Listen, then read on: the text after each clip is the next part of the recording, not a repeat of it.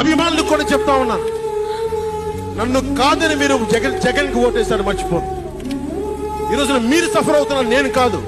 మీ భవిష్యత్తు కోసం వచ్చే నేను రోడ్ల మీదకి శుభ్రంగా కోట్లు సంపాదించుకునే మార్గాలు ఉన్నాయి నా దగ్గర, యాక్టింగ్ స్కిల్స్ ఉన్నాయి.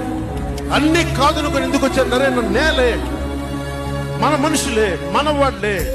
తప్పన పెట్టి 2 చోట్ల ఓడిపోయాను.